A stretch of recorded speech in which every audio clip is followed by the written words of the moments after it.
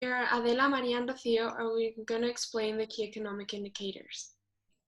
So we're going to talk about the aggregate output, unemployment rate, inflation rate, Occam's law and Phillips curve, and the short, medium, and long run. And finally, we will provide an example. So we are going to start with aggregate output.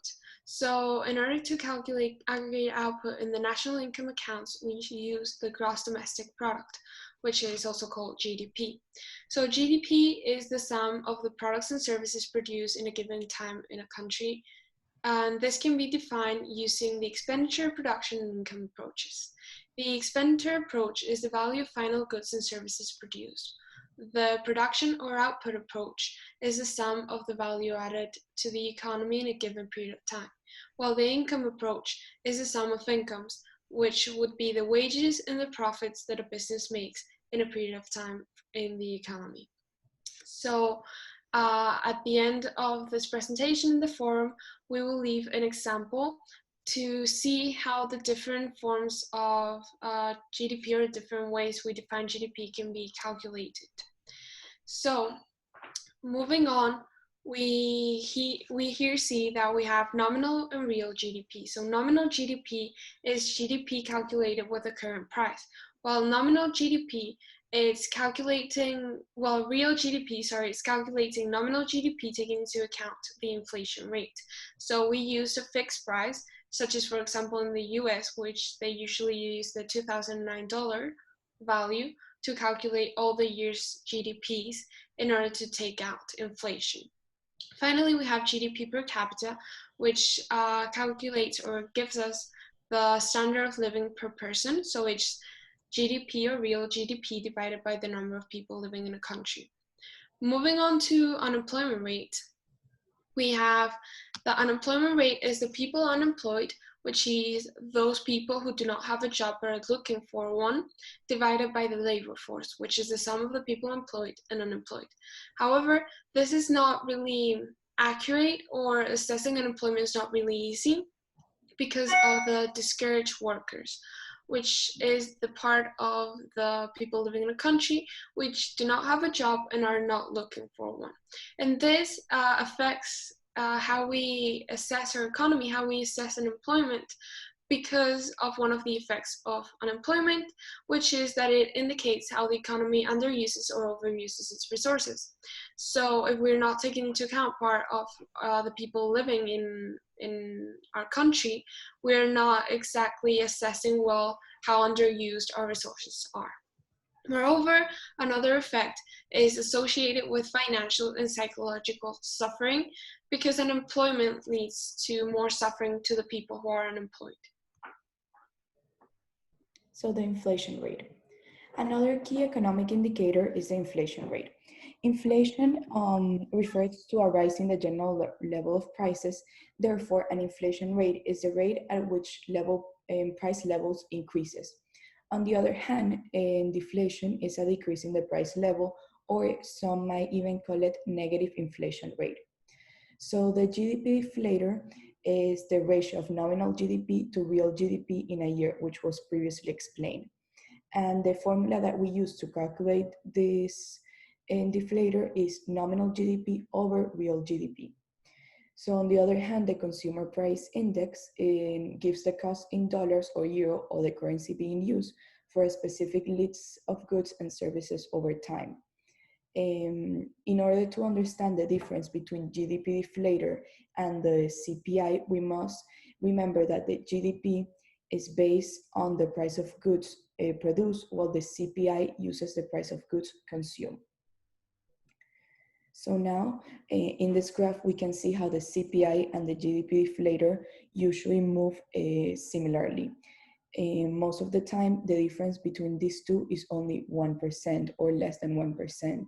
However, in some cases, the CPI can grow faster, and this is because the price of imported goods increase faster related to the price of the goods produced in the country, which something happened similarly in the US, as we can see in the graph, in the late 70s due to the oil crisis.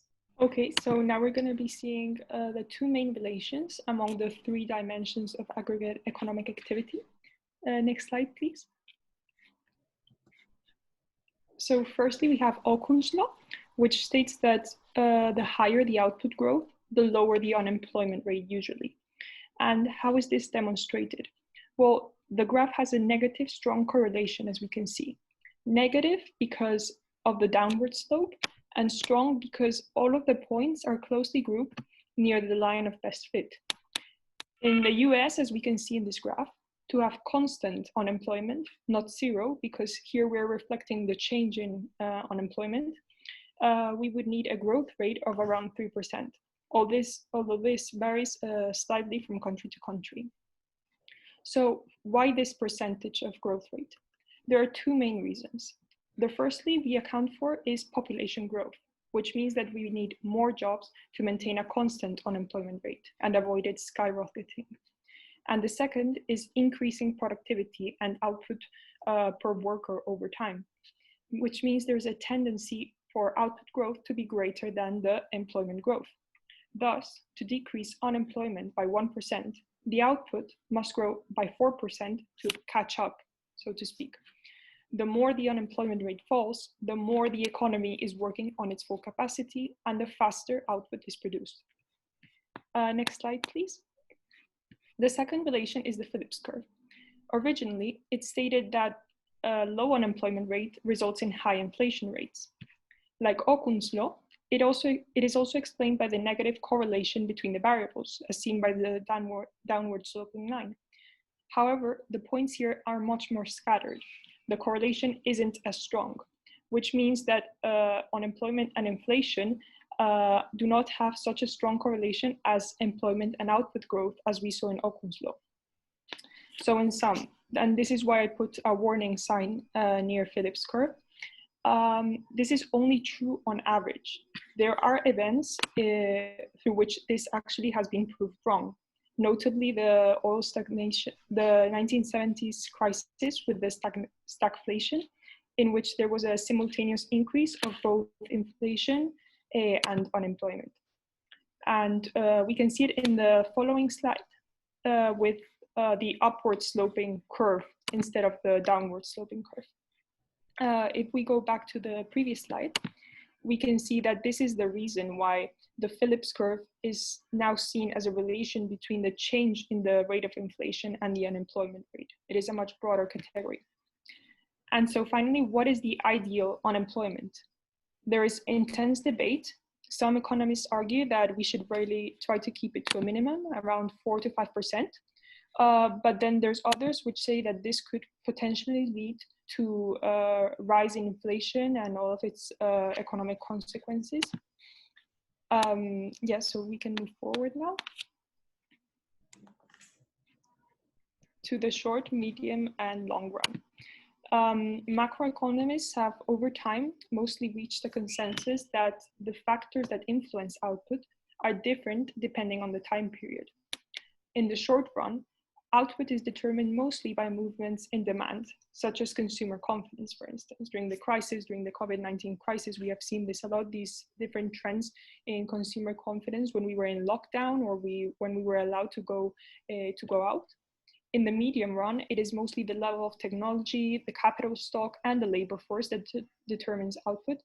And in the long run, it is aspects like education, research, saving, and the quality of our government.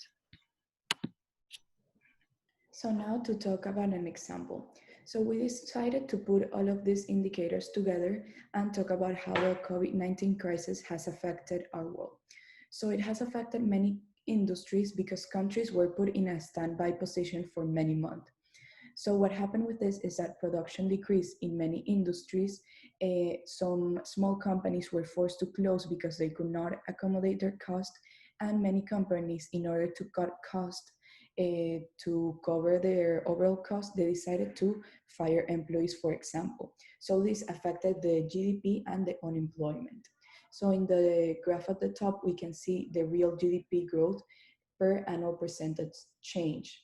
And if we go to the orange line, we see the world. The blue line represents the advanced economy, and the red one, the emerging market and developing economies.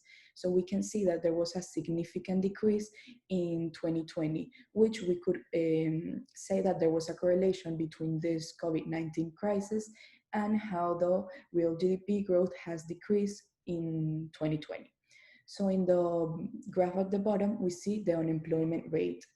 And this graph was taken from the OECD, and the top of the graph from the International Monetary Fund.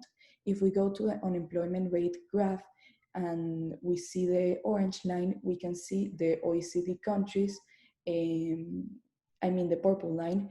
The orange line represents the United States, and the red line represents the European area.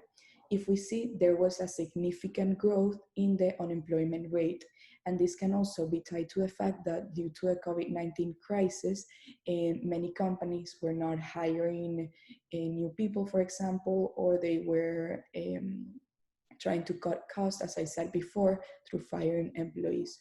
Also, we have to take into account the fact that, for example, university students who just graduated, they are now part of the labor force. And if they do not find a job, they're part of the unemployment rate. So all of these people who are right now looking for a job are part of the unemployment rate, which can justify the increase in the unemployment rate. In fact, many countries are facing a large unemployment rate, or even the largest they have faced in many years.